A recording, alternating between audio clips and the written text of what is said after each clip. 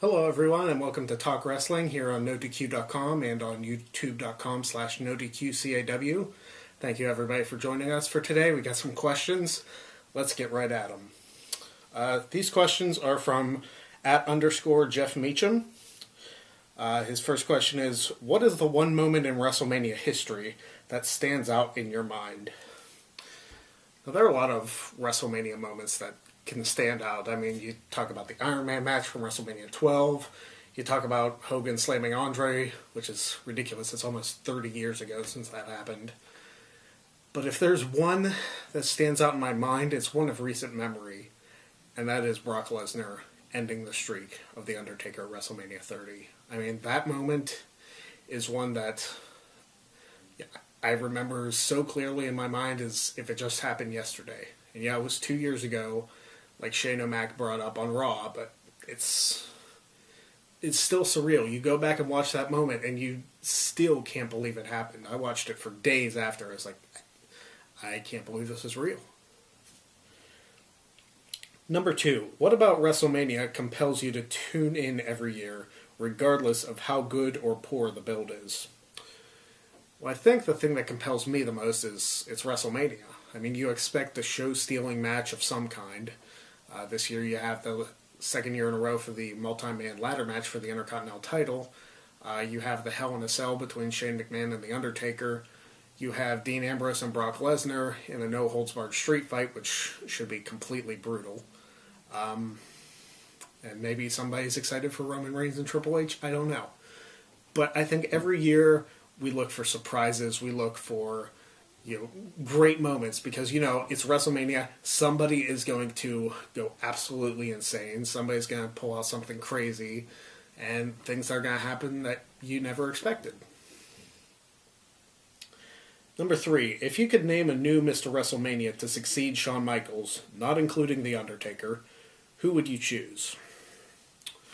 See, this is a tough one because with strings of injuries and whatnot, it's hard to pick somebody who's been consistently not only at WrestleMania, but has consistently put on good matches at WrestleMania. So if I had to choose, I'd have to choose between one of two people. I would have said Daniel Bryan had he not retired, but being that he's retired, he really can't be named that. So I'm going to pick between either Randy Orton or Brock Lesnar. Because Randy Orton, more often than not, has a great match at WrestleMania. I mean, yeah, he's had matches with Kane, and he had his six-man tag with The Shield. But, you look back at WrestleMania 27, CM Punk, WrestleMania 30, main event, WrestleMania 31 against Seth Rollins. Go back to 26, the triple threat he had with DiBiase and Rhodes. 25, okay, I'll argue that wasn't the greatest match. But 24, the year before, the triple threat. I mean, Randy Orton is a guy who he consistently delivers anyway, but at WrestleMania he seems to take it up a notch.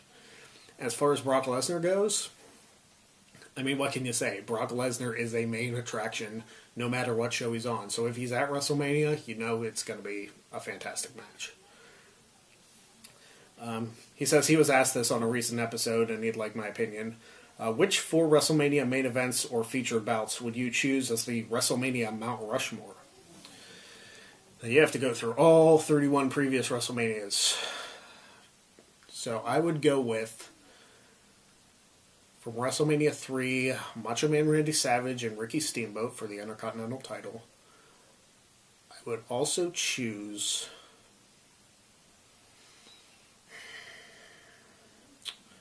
from WrestleMania 12, the Iron Man match between Bret Hart and Shawn Michaels for the WWF Championship. WrestleMania 14 with Stone Cold Steve Austin versus Shawn Michaels for the World Wrestling Federation Championship. And in my opinion, what was the best match of the 3 at Mania, WrestleMania X7, Stone Cold Steve Austin versus The Rock for the WWF Championship. In my opinion, better than 15, better than 19. 15 was second best, in my opinion. I'm going to jump around. I'm actually going to skip a question and come back to it. his sixth question, which in this case would be number 5. What's your favorite part about NXT?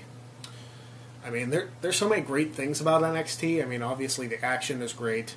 The characters are great. You look at a lot of up-and-coming stars that you see. You really get behind people. Big fan of the Vaudevillains. Finn Balor, obviously. Fan of some of the Divas work. I'm a fan of Bayley. Nia Jax is great. You have Alexa Bliss, who is also great, and I think she'll be NXT Women's Champion someday. You have American Alpha. You have so many great guys. Samoa Joe. And you have a stacked roster down there. And you have no excuse for not putting on great shows. And they have an advantage that they don't wrestle as frequently on television because, I mean, a lot of NXT shows are taped, but you look at that roster and they continually are bringing people in, and it is just incredible. It is a pure wrestling show. And also, on commentary, my fellow Pittsburgher, Corey Graves. Gotta love him. What was his 5th question, now 6th. How would you lay out the established card for WrestleMania, and in what order would you place the matches? Well, let me pull up the WrestleMania card here. And a lot of these are on the pre-show already. You have the Battle Royal, the Andre the Giant Memorial Battle Royal. You have the Usos versus the Dudleys. Total Divas versus Team Bad and Blonde. Kalisto versus Ryback for the U.S. title. Triple H and Reigns for the world title. Shane versus Taker in the Hell in a Cell. Ambrose versus Lesnar. Charlotte, Becky, and Sasha. New Day versus League of Nations. The Intercontinental title ladder match. And AJ Styles versus Chris Jericho. In my opinion, I agree on 3 of the 4 matches that they've put on the pre-show. The Usos versus the Dudleys, Total Divas versus Bad and Blonde, and Kalisto versus Ryback. I agree with those 3 matches. Being a fan of Battle Royals as I am, if you know anything about me, I'm a huge fan of the Royal Rumble match, so any kind of Battle Royal, I'm all for. I would put the Andre the Giant Memorial Battle Royal on the main show, because you saw what it did to Cesaro. Cesaro did get somewhat of a push after that, and then last year you had it on the pre-show, and nobody remembered the Big Show won it. A lot of people were like, oh, when he came out and cut the promo and said, I won last year, it's like, oh, yeah, I guess you did. So that's why I would put it on the main show, especially if you're going to elevate somebody to the next level. As far as the order, I would probably kick it off with the ladder match like it was last year, and then go to the Battle Royal, then the Triple Threat for the Divas title. Then I would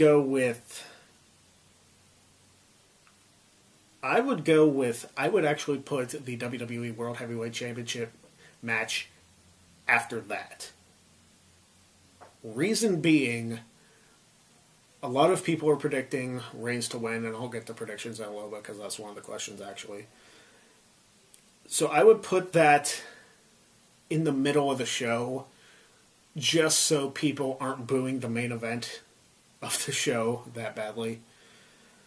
After that, I would probably put New Day versus League of Nations, and then have Dean Ambrose versus Brock Lesnar in the street fight, then have AJ Styles versus Chris Jericho, and then main event with Shane McMahon and The Undertaker. That's what I would do. Now, obviously, the Battle Royal is going to be on the pre-show, so that won't be the official card. But that's what I would do, just to give a nice balance. That way you have your great matches, and you have your technically sound matches, and you have your brutal matches. And it's a nice mix. His 7th question, final predictions for NXT Takeover Dallas. And I have the card for that pulled up as well. Takeover Dallas, which is actually airing tonight, because, today's Friday.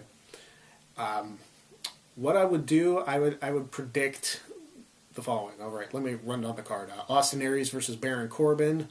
I have a feeling that they're going to put Austin Aries over. And Baron Corbin's another guy that I like, personally. I mean, I honestly think his finisher, the end of days, is sweet. Probably one of my favorite finishers in NXT. I think they're going to give Austin Aries the win because it's his debut match in NXT. So I'm going with that. The Revival, Dash and Dawson versus American Alpha, Jason Jordan and Chad Gable.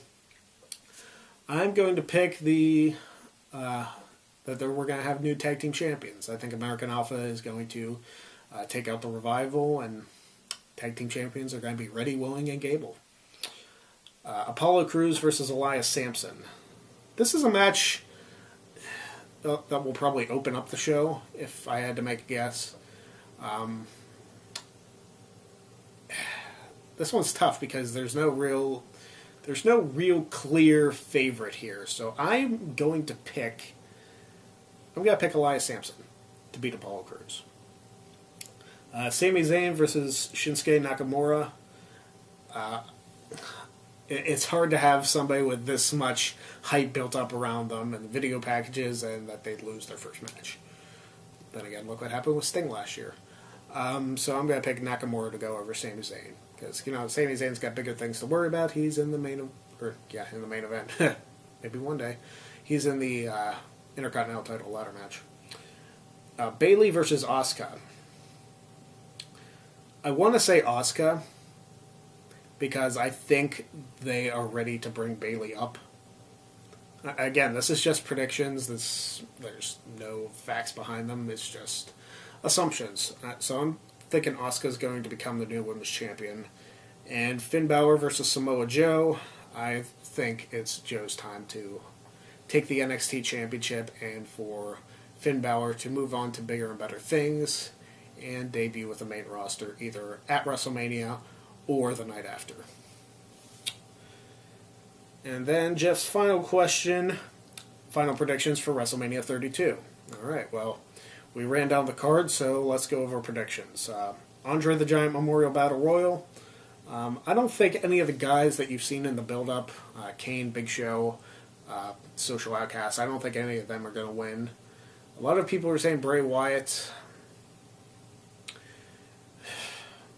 Honestly, I'd like to see Cesaro, if he was healthy, return and win it a second time, just to make a statement that he's back. But it's on the pre-show, so they're not going to make that big of a deal. So I'm going to say, why not? He was second place last year. I'm going to say Damian Sandow wins the whole thing, just cause. Usos versus the Dudley Boys. I'm going to say the Usos pull this one out over the Dudleys. Team Total Divas versus Team Bad and Blonde. I'm going with Team Bad and Blonde because I don't really trust Eva Marie in that match, even though Corey Graves would tell me to shut up in the mention of her name. Kalisto versus Ryback for the United States Championship. I think this is an opportunity for Kalisto to prove that he's the new Rey Mysterio and be a giant killer, so I'm going to say Kalisto retains the U.S. title. AJ Styles versus Chris Jericho. I find it hard that they wouldn't give AJ Styles his first win at WrestleMania, so I'm going to pick AJ over Jericho. The Intercontinental title match is interesting because it could go a few ways. I want to say Sami Zayn picks up the victory here. But part of me is pulling for Zack Ryder, honestly. I would love to see Zack Ryder win, especially after he pinned Chris Jericho on Raw. But for prediction's sake, I am actually going to predict that Kevin Owens retains. New Day versus the League of Nations. Jeff's not a fan of the New Day. I am, and I'm hosting this episode, so I say New Day rocks. Triple threat for the WWE Divas Championship. Charlotte, Becky Lynch, and Sasha Banks. I'm never going to pick against the boss. I'm picking Sasha Banks to become the new Divas Champion.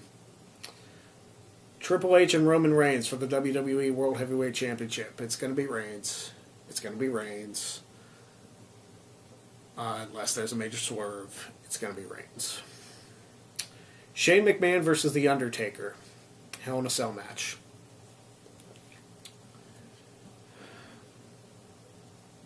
This one is probably the hardest one to predict because you want to believe that Taker is going to dominate Shane physically, I feel like Shane McMahon has a chance to win, but I don't think if he does, he'll do it on his own. So I'm going to predict who I hope wins at WrestleMania, and that's Shane McMahon. I'm picking Shane McMahon to be the 2 in 22-2. All right, thank you very much for your questions, Jeff. Check out Facebook, Twitter, NoDQ.com, NoDQ.com, the website. Check out YouTube.com/NoDQCAW. Follow me on Twitter at PA Sensation, on Instagram at PA Sensation as well. And until next time, get drunk, get laid, do whatever, but watch XMV on NoDQ.com. Happy April Fools.